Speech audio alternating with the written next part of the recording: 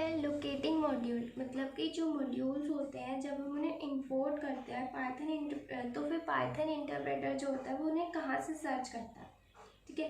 क्योंकि जब भी हम किसी मॉड्यूल को इंपोर्ट करते हैं तो वो कहीं ना कहीं सेव होता है और वहाँ से इंटरप्रेटर उसे फाइंड आउट करता है। तो वो दो ही प्लेसेस से उसको फाइंड आउट करता है। फर्स्ट क्या, उसकी करंट डायरेक्टरी, जैसे कि आपने कोई फोल्डर बना के रखा है उसी में आप सारी फाइल सेव कर रहे हो, तो उसको या तो वो वहाँ से फैच करेगा, या फिर जो पाइथन का जो फोल्डर होता है, यानी कि जब हमने पाइथन को इंस्टॉल किया होता है तो पाइथन का अपना एक फोल्डर बनता है जिसमें बाय डिफ़ॉल्ट हमारी फाइल सेव हो जाती है, तो उसको वो वहाँ से फैच करेगा।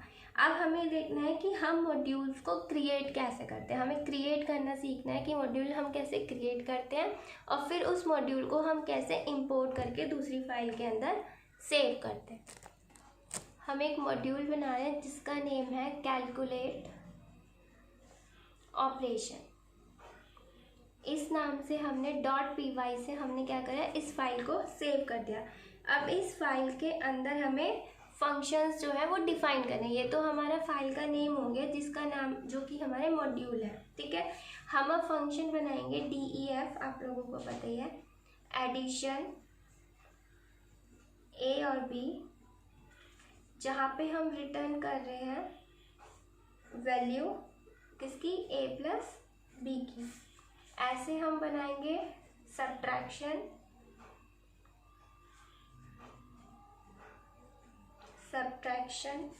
A and B। ये फंक्शंस हैं जो कि मैं पहले ही आप लोगों को सिखा चुकी हूँ कि हम फंक्शंस कैसे क्रिएट करते हैं, ठीक है। DEF यानी define, division A, B, return A divide by B, define multiplication A and B, return A into B, that's it.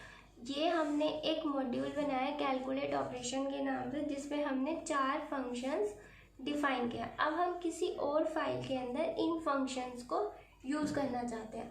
अब आपका ये जब आप फाइल को क्रिएट करके सेव करोगे तो या तो बाय डिफ़ॉल्ट हो जाएगा आपके उसमें पाइथन फोल्डर में, नहीं तो अगर आपने खुद से कोई फोल्डर क्रिएट कर रखा है अपने खुद के प्रोजेक्ट के लिए तो ये उसमें सेव होगा, वो आप इसका डेस्टिनेशन आप सेव करोगे।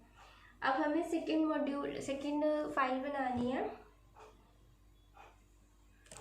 अब दूसरी फाइल जो हम बनाएंगे जहाँ पे हम इस मॉड्यूल को यूज़ करें उसमें हम क्या लिखेंगे, इम्पोर्ट इसको, जो हमने फाइल बनाई है या हमने जो मॉड्यूल बनाया है उसका नेम कैलकुलेट ऑपरेशन। प्रैक्टिकल में आप लोगों को करके नहीं दिखा रही हूँ और आप लोगों के पास भी मुझे पता है सिस्टम नहीं है जिससे आप कर सको, तो जब भी इंस्टीट्यूट आपका ओपन होगा तब मैं आप लोगों को 1 या 2 क्लासेस दे दूँगी जिसमें कि आप लोग प्रैक्टिकल कर सको। प्रैक्टिकल की क्लास दे दूँगी क्योंकि अभी कोई ऐसा मेरे पास सोर्स अवेलेबल है नहीं जिसमें मैं आपको प्रैक्टिकल करके दिखा सकूँ, और आप लोगों के पास भी नहीं है। कुछ स्टूडेंट्स हैं जो क्या कर रहे हैं, मोबाइल में कर रहे हैं आइडियली डाउनलोड करके, लेकिन वो प्रॉपर रिजल्ट आपका आउटपुट नहीं देता। उसमें ऐसी एरर्स आती हैं जो एक्चुअल में नहीं भी होती है, मतलब वो सॉफ्टवेयर सही से वर्किंग नहीं है, तो उस चीज़ से कोई फ़ायदा नहीं है। इसलिए जब भी इंस्टीट्यूट आपका ओपन होगा तब 1 या 2 क्लासेस दे के हम ये प्रैक्टिकल कर लेंगे, उसमें कोई प्रॉब्लम नहीं है।